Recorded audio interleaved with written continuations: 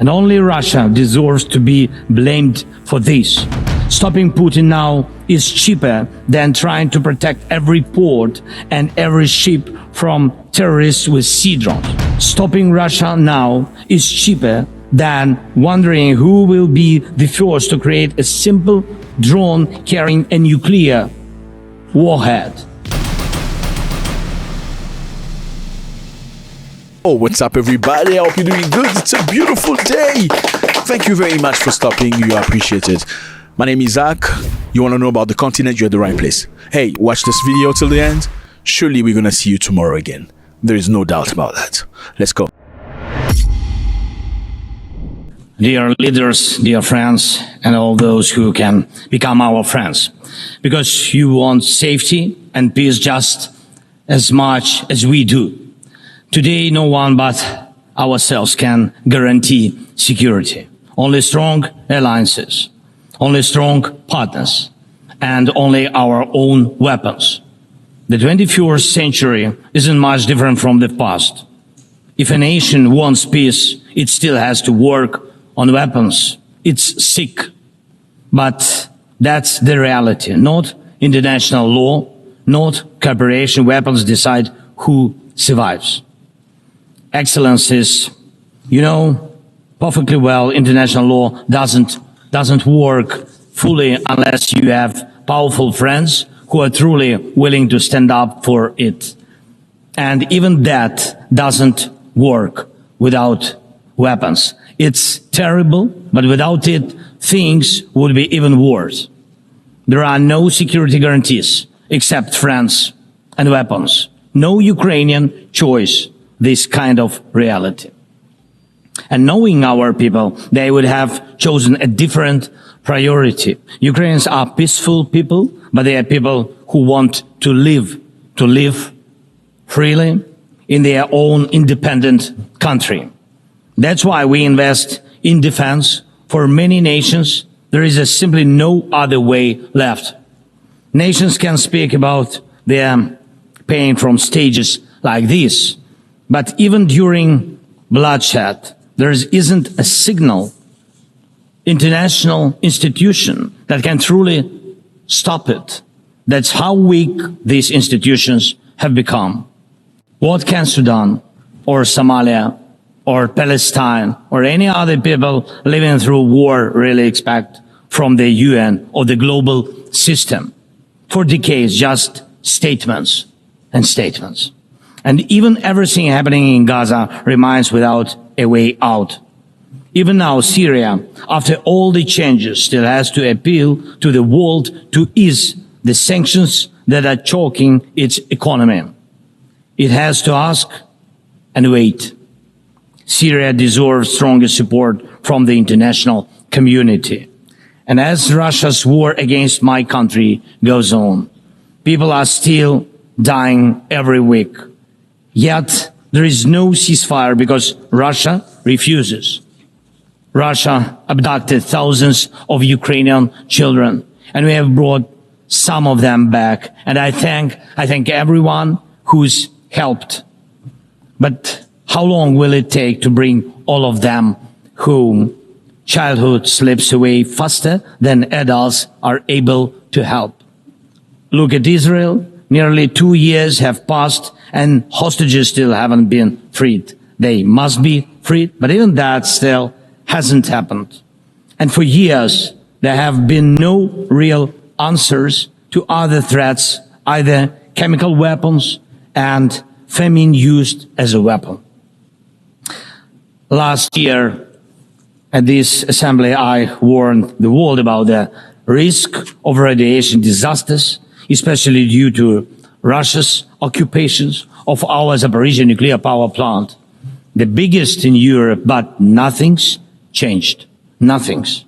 And yesterday, the plant went into blackout again, and Russia hasn't stopped shelling even in areas near a nuclear facility. And because of international institutions are too weak, this madness continues. Even being part of a long-standing military alliance doesn't automatically mean you are safe. Just recently, 19 simple Russian drones violated Polish airspace, and only 4 were shut down. Luckily, they were not shaheeds or even worse. Otherwise, the results would have been horrific. Estonia had to call a UN Security Council meeting for the first time in history because Russian fighter jets deliberately entered its airspace. Moldova is defending itself again from Russia's interference. We have helping Moldova, and Russia's trying to do to Moldova what Iran once did to Lebanon. And the global response, again, not enough. We have already lost Georgia in Europe. Human rights and the European nature of the state system are only shrinking there. Georgia is dependent on Russia. And for many, many years, Belarus has also been moving toward dependence on Russia. Europe cannot afford to lose Moldova too.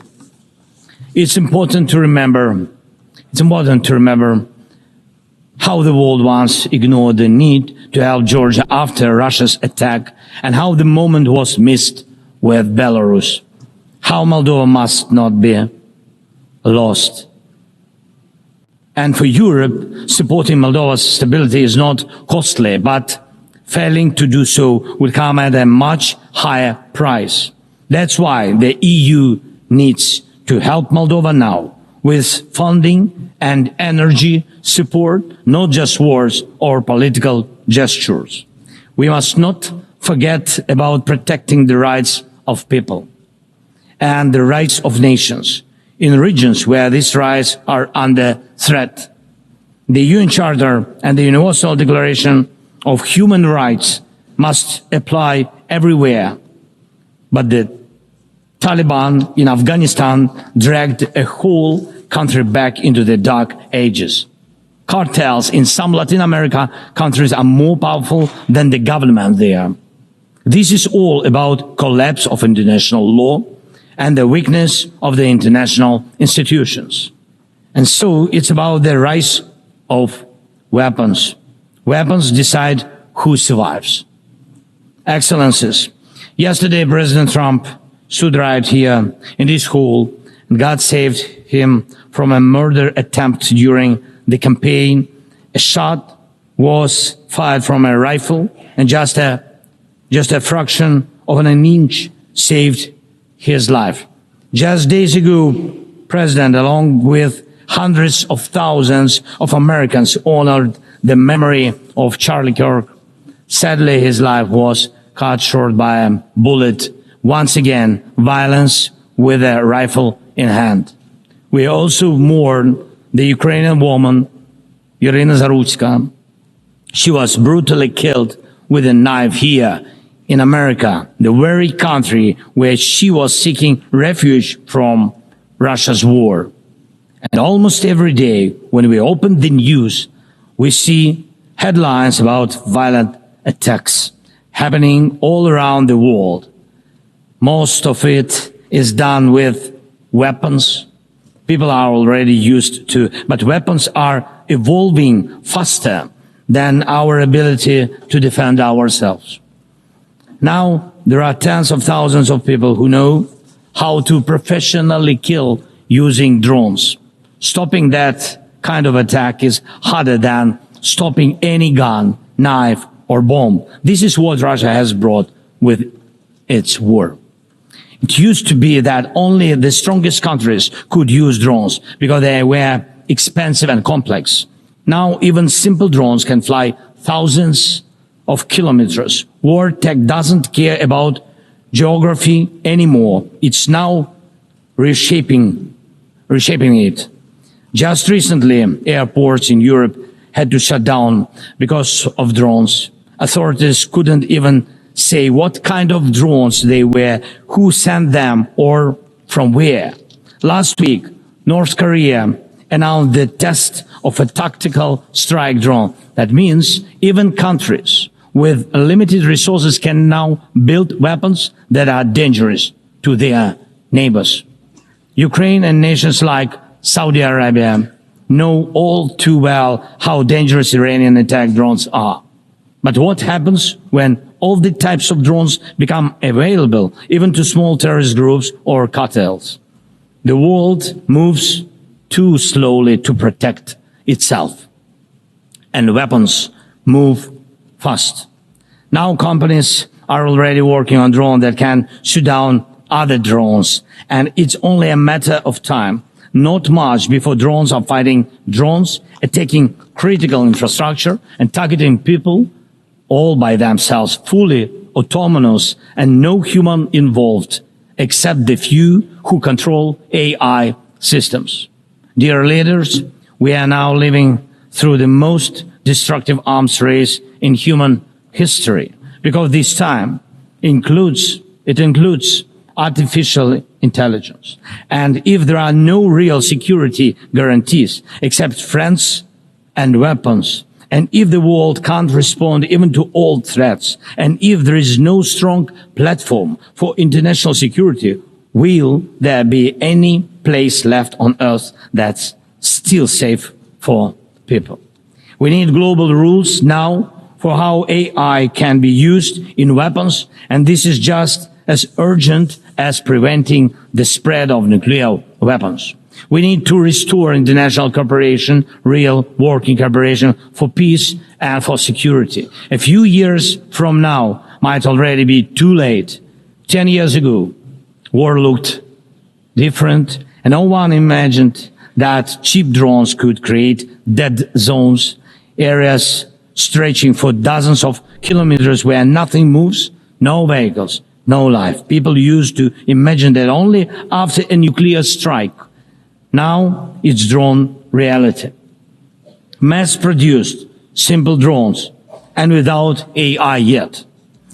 Ukraine doesn't have the big fat missiles dictators love to show off in parades, but we do have drones that can fly up to 2,000-3,000 kilometers. We had no choice but to build them to protect our right to life.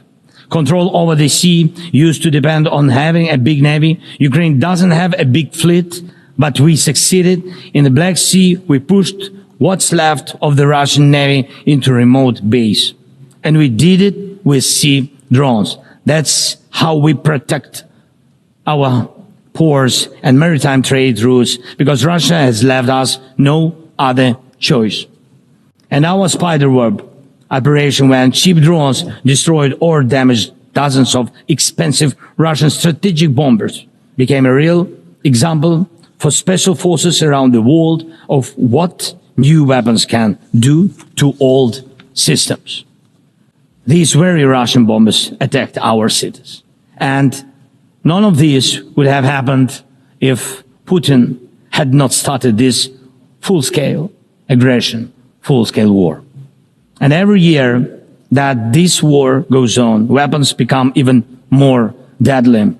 And only Russia deserves to be blamed for this.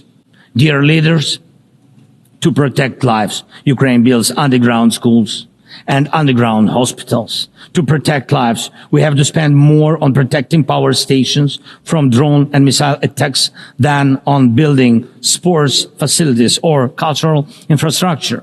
Ukrainian farmers are learning how to protect their equipment from Russia's FPV drone strikes, and for them, that challenge is far greater than climate change. Russia's war has put us in this situation, but do you have protection against similar threats? The facts are simple. Stopping this war now, and with it, the global arms race, is cheaper than building underground kindergartens or massive bunkers for critical infrastructure later. Stopping Putin now is cheaper than trying to protect every port and every ship from terrorists with sea drones. Stopping Russia now is cheaper than wondering who will be the first to create a simple drone carrying a nuclear warhead. So we must use everything we have together to force the aggressor to stop. And only then do we have a real chance that this arms race will not end in catastrophe for all of us. If it takes weapons to do it, If it takes pressure on Russia, then it must be done. And it must be done now. Otherwise, Putin will keep driving the war forward wider and deeper. And we told you before, Ukraine is only the first. And now Russian drones are already flying across Europe. And Russian operations are already spreading across countries. And Putin wants to continue this war by expanding it. And no one can feel safe right now. So first, we are now building a new security architecture for ourselves. More than 30 countries are already part of our coalition. And we are strengthening army, launching joint weapons production with partners, and defining financial commitments for defense in a way that could become a security model for any other nation. If security guarantees work for Ukraine, something more than just friends and weapons, it will mean that people were able to make national security not a privilege for a few nations, but a right for everyone. Second, we are ready to make our modern weapons become your modern security, your modern weapon. And we have decided to open up arms exports. And these are powerful systems tested in a real war when every international institution failed. And we are also ready to grow our defense production together with strong partners so that their protection is modern and reliable. You don't need to start this race from scratch. We're ready to share what has already proven itself in real defense. And third, many in the world still relaxed. Still. But look at how many countries are here at this General Assembly. Countries that are at war, or just came out of war, or are trying to stop one, or openly getting ready for one. War has already reached too many people to pretend it has nothing to do with you. So it depends on you. Whether you help peace or continue trading with Russia and helping Russia to fund this war, it depends on you. Whether prisoners of war will be freed, whether abducted children will come home, whether hostages will be free. It depends on you. What will define existence? War like now, or our joint strong actions as it should be?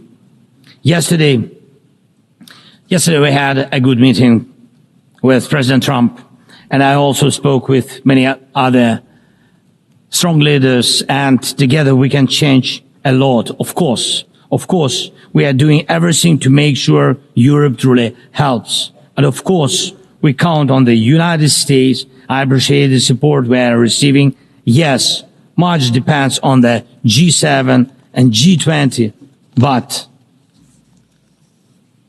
in the end, peace depends on all of us, on the United Nations. So don't stay silent while Russia keeps dragging this war on. Please speak out and condemn it. Please join us in defending life and international law and order. People are waiting for action. Thank you so much. Slava Ukraini. Let me know how you feel about this, fellas. It was a great pleasure. God bless.